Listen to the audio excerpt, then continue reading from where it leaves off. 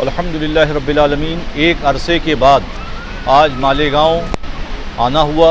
मालेगांव को देख के बहुत तबीयत खुश हुई। हमारी इब्तिदाई तालीम दारुल-उलूम हनफिया सुन्निया में हुई है। मुफ्ती हज़रत हमारे उस्ताद हज़रत मुफ्ती ज़ैनुद्दीन साहब क़िबला की सरपरस्ती में हमारी तालीम का आगाज़ हुआ है। शहीद राह मदीना के नाम से जो गेट कॉरपोरेटर शाहिद रेशम वाला ने मंसूब किया है, अल्लाह रब्बुल इज़्ज़त इनको करवट करवट अजर अज़ीम से माला माल फरमाए।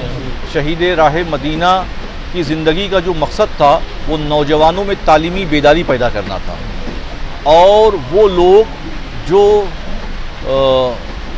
बीमारियों में मुब्तला रहते हैं, अपने मुरीदीन के ज़रिए उन मरीज़ों की मदद करना, उनका ये दो चीज़ें जो हैं वो उनके मिशन का सबसे अव्वल हिस्सा था। तो आप हज़रात के ज़रिए अहलियान मालेगांव तक ये हम पैगाम पहुँचाना चाहते हैं कि ज़रूरतमंदों की मदद करें। वो बच्चे जो तालीम हासिल करना चाहते हैं उनकी फ़ीस का अहतमाम करें। वो लोग जो परेशान हाल हैं, बीमारियों में मुब्तला हैं, उनके पास ज़राए वसाइल नहीं हैं, उनका इलाज करा के शहीद राह मदीना की बारगाह करम में खराज अक़ीदत पेश करें। बाप बनाने वालों को और जनाजा हाल बनाने वाले आज के प्रोग्राम में बेशुमार अफराद की मेहनत रही शाहिद रेशम वाला साहब और उनके तमाम रफ़क़ा जिन्होंने गेट की तामीर कराई शहीद राह मदीना के नाम से, और सरकार कलां जनाजा हॉल की तामीर कराई, उन तमामी लोगों को दिल की गहराइयों से मुबारकबाद, और उनके लिए दुआ है कि अल्लाह रेशम वाला साहब, शाहिद रेशम वाला साहब और उनके तमाम रफ़क़ा को अजर अज़ीम से माला माल फरमाए। उनके और हम सब के रिस्क में, इल्म में, अमल में बरकतें अता फरमाए, और हमसे आपसे सबसे अल्लाह ज़्यादा से ज़्यादा अपनी मखलूक की हम सब को खिदमत की तौफीक रफ़ीक अता फरमाए। हज़रत आप बहुत तंगी वक्त के सबब यहाँ आए। आप सुबह का दौरा था लेकिन आप शाम में आए। बेशुमार अफराद आपसे मिलने का इश्तियाक रखते थे। आने वाले वक्त में कब उस सर को हासिल होगा? जल्द अज जल्द इंशाअल्लाह हम फिर मालेगांव के लिए कम से कम 2 दिन का वक्त लेके आएंगे। आज किसी ज़रूरत से नासिक रुकना पड़ा, किसी की ताज़ियत में शरीक हुए, लेकिन अगली मरतबा इंशाअल्लाह 2 दिन के दौरे पर मालेगांव हाजिर आएंगे इंशाअल्लाह। नशा मुखालिफ मुहिम के ताल्लुक से आपका क्या पैगाम? नशा मुखालिफ तहरीक को जो है वो घर घर फैलाइए। हर मोहल्ले, हर इलाके, हर गलियों में जो है नशा मुखालिफ दस्ता तैयार करिए। वो नौजवान जो नशाखोरी में मुब्तला हैं, वो नौजवान जो नशा फरोशी में मुब्तला हैं, उन्हें उनके ऊपर वाच की जाए।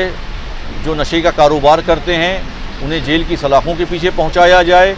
जो ड्रग्स लेते हैं उन्हें रिहैब सेंटर पहुंचाया जाए। भाई साहब मालेगांव आए, आपके वाले साहब का नाम से बाहर बैठ किया गया। आज प्रोग्राम में मालेगांव मैं तमाम मालेगांव के लोगों का शुक्रिया अदा करता हूं, और ख़ास करके शाहिद भाई को कि जिन्होंने इतना बड़ा काम हमारे वालिद साहब के नाम पे किया, और उनको अल्लाह हमेशा हौसला दे और इसी तरीके का नेक काम वो हमेशा करते रहें।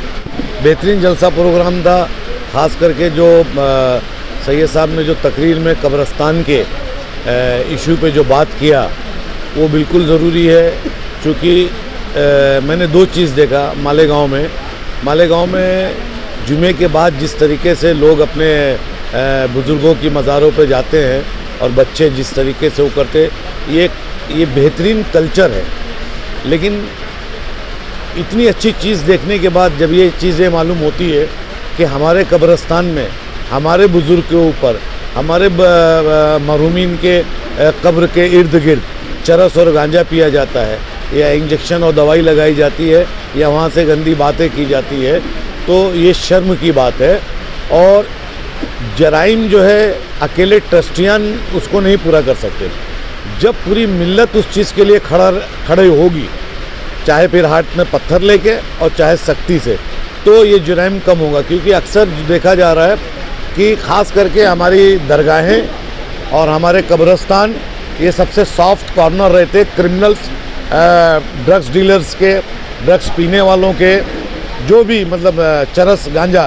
तो आवाम का काम ये है कि आवाम एक तरफा उनके ख़िलाफ़ होके और ऐसी चीज़ों पे पाबंदी लगाए, और ये निहायत गंदे काम को सख्ती से बंद किया जाए। ये पूरे हिंदुस्तान में इस तरीके की वो चल रही है कि ऐसी कोई भी चीज़ को, ख़ास करके चरस गांजा, ये इसको दरगाहों और इससे कंसर्ट किया जाता है कब्रिस्तान से, तो इसके ऊपर सख्ती हो। आप मालेगांव आए थे, आसिफ सईद रशीद साहब से भी मुलाकात हुई, उनके वालिद साहब का विशाल हुआ और उन्हीं लोगों के जरिए ये फंड अवेलेबल किया गया था। मैं उनको मुबारकबाद दूंगा। रशीद साहब, अल्लाह उनको जन्नतुल फिरदौस में आला मुकाम अता करे। पब्लिक के आदमी थे वो, और उनके घराने ने इस फंड के अंदर शमूलियत किया है, उसके लिए मैं दुआ करता हूँ कि आगे उनको अल्लाह तरक्की दे। और एक चीज़ रह गई अभी, मैं सैफ न्यूज़ के तमाम उसके मालिक, उसके काम करने वाले तमाम सब लोगों की, आप सब लोगों की मोहब्बत का तो एहसान नहीं है, लेकिन आप लोग बहुत मेहनत करते हैं और उर्दू को आप लोगों ने ज़िंदा रखा है, इसके लिए मैं आपको मुबारकबाद देता हूँ आप लोगों को। अस्सलाम वालेकुम। आज बरोज़ जुमा 15 दिसंबर 2023। आज रमज़ानपुरा वार्ड के लोगों ने ऐसा कब्रिस्तान के पीछे अगली दरवाज़ा जो है उस पर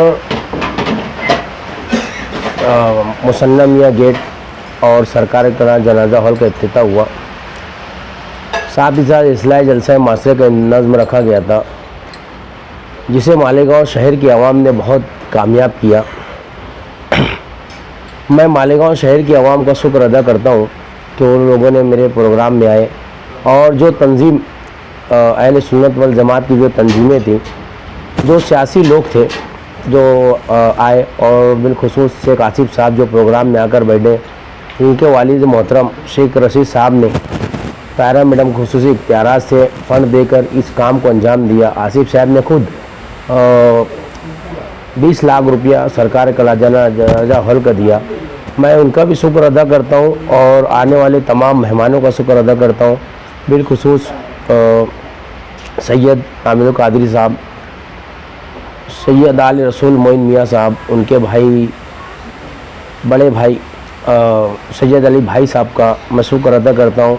शहर के तमाम छोटी बड़ी तंजीमों, मेरे दोस्त मेरे रफ़्का जिन्होंने मेरा साथ दिया, इलेक्ट्रिक मीडिया और प्रेस मीडिया के जो लोग हैं जिन्होंने इस कब्र को साए किया और प्रोग्राम को अंजाम तक पहुंचाया और कामयाबी के साथ अंजाम पहुंचाया, मैं तमाम ही लोगों का बेहद शुक्रगुजार हूं। और आइंदा भी इन लोगों से उम्मीद रखता हूं कि आने वाला कोई भी दीनी प्रोग्राम हो या और कोई प्रोग्राम हो, इसके अंदर हमारी भरपूर ताउन करें, मदद करें। अस्सलाम वालेकुम।